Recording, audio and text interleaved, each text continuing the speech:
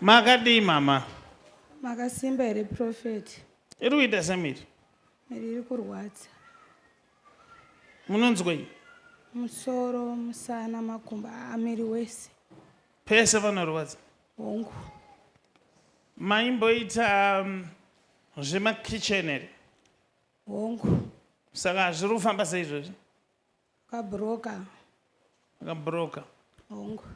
Nhamo dzenyu dzawanda sedzaJudha. Murume ari kupi?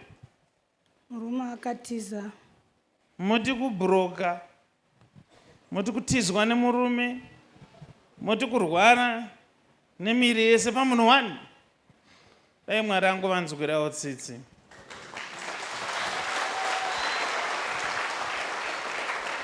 Kubhinga kunani mama?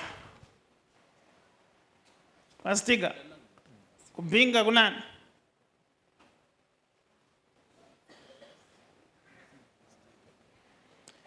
Ipapo ndo panoita dambudziko kuti munhu anouya aine dambudziko rake kuti abatsirwe, but ukamubvunza pacho pamudzi haadi kupadaira.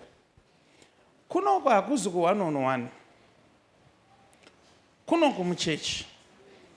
Saka kana muri muchechi zvakasiyana neku1 on 1. Ku1 on 1 unenge wabvisa mari yako. Ndikakubvunza chinhu ukanyarara, handii mari yako yawabvisa. Handina problem, but kunoku ukanyarara, paine makamera akantarisa so. Kuine munhu abva kuMozambique osvika osvikoti Freddy apotsa. I go brutal.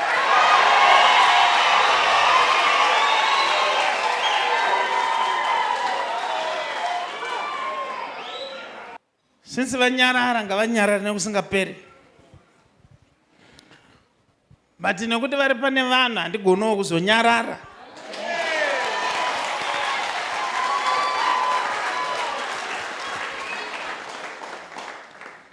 Kana ndasvika patime yakafanana inondohwa kutsva.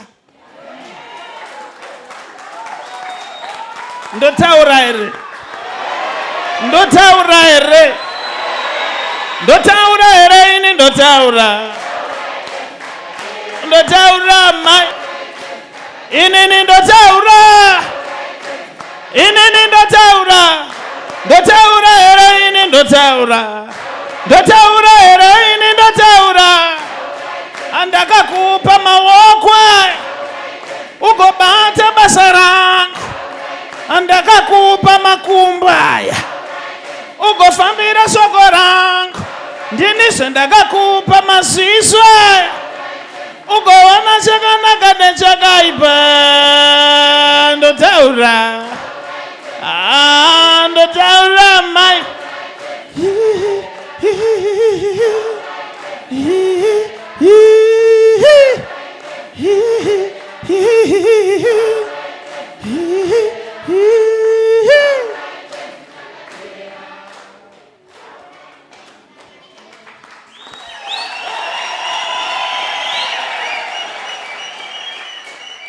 Ndaoneswa mama, dambudziko renyu riri kunotangira kun'anga yekubhinga. Nekuti mimi makaenda kun'anga yekubhinga ndokubva yanokugadzirirai zvayakakugadzirirai kuti business renyu rekubika rekumakitchen rifambe. But n'anga yakupai mushonga wayakukupai yakati usandipe mari hako. Kana business rako rakufamba ndoda kuti uzonotora mari wonoikanda murwizi. Handidi kuti uye nemari direct. N'anga yacho yakati mari yacho yaizosvika sei? Hanzi nonokanda murwizi inosvika kwandiri. Waita kukanda? Unoita kuikanda negotsi inosvika.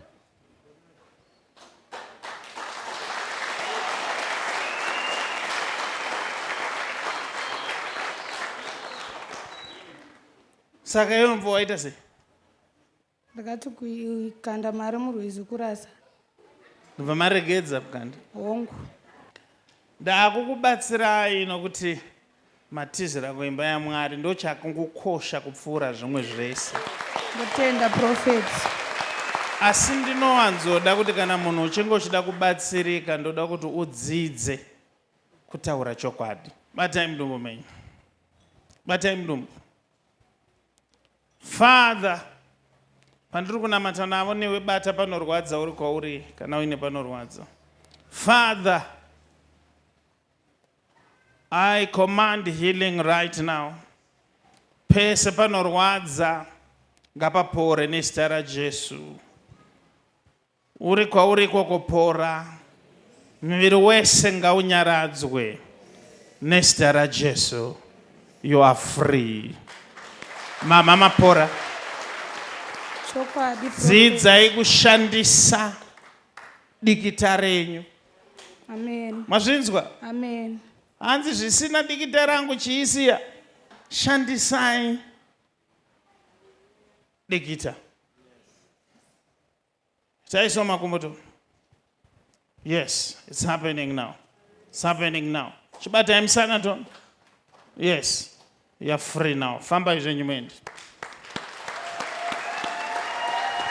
Hey, you are free now. You can go now. You can look at the power of God now. Big Sunday. Sunday yakasiyana nemamwe. Big Sunday na Prophet T Freddy. Uswa Sunday 23 March 2025. Zvirikuitika kubva na 10 mangwarani kusvika na 4 zuva rovira. Tinenge tiri pa number 11403 kona High Glen Road na Mushayabande Road, Glenora B Muharare. Pane zvihombe zvakakumirira, saka wanikwa uripo panzvimbo. Goodness and Mercy Ministry. Big Sunday nemunhu waMwari Prophet T Freddy. Sunday 23 March 2025. Muchida kuziva zvizere, fonai pa namba dzinoti 0712 528 094 kana 0778 059 270. Muzazonisiya baba, muzazonisiya.